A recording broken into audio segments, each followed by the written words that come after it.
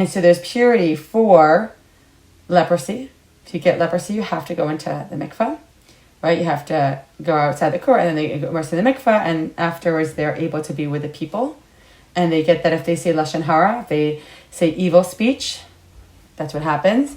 It can even affect their houses. So it's a very, very serious thing, which we can't even understand that. Yeah, we can't understand that nowadays. It's like, it's just, there's no concept we can understand. A house has leprosy, a person has leprosy.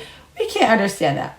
But this is what happened. And the men, as we know from the high priest, which I think a lot of people don't realize, they always think, oh, it's the woman. It's us women. We are having to go to mikvah. What do the men do? But it's not true. Men every single day go to the mikvah. But a woman, she goes to the mikvah once a month. What's the difference? A man nowadays doesn't have what they had back then. Back then, if he would go to the mikvah, he would have he would be pure. Nowadays, they do it to remind themselves of how they're supposed to do it when the temple comes, but they don't change their status in purity. Just because he goes to the mikvah doesn't mean he's pure. It means it's a beautiful, symbolic, it was once that way where they would be pure, but now it's just, it's a kind of from Ezra HaSofer who said, this is something that we don't want to lose. So the men should still go even if it's not changing their status. So the only person nowadays who actually changes their status from impure to pure is a woman. She's the only one every single month that can bring real purity into the world, which actually blows the mind.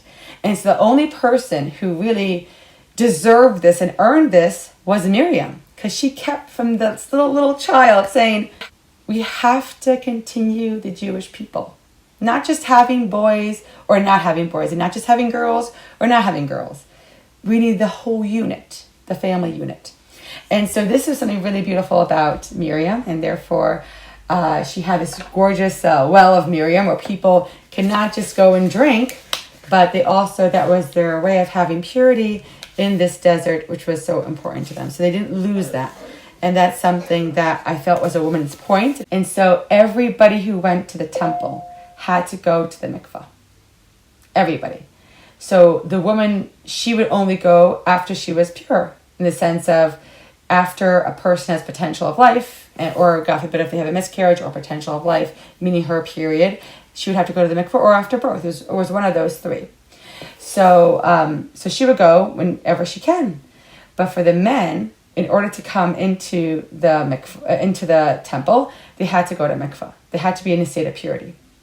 So, and they didn't want to lose that, because so many things we forget. Like, we don't have a Sanhedrin nowadays.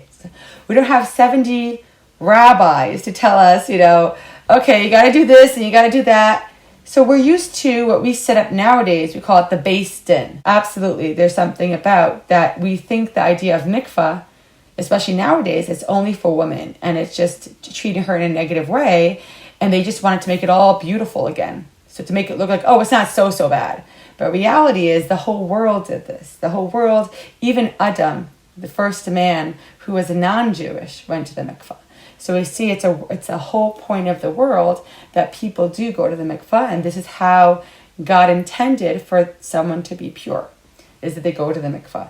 But men, sadly, cannot be pure nowadays to the extent of how it was. And the only one, which is, it makes sense, the foundation of the home, the Jewish woman, she goes to mikvah and she brings purity to her house. Because without her, a sad point if you think about it, we're in exile, we don't have purity, and the only one who can do it is the foundation of the home.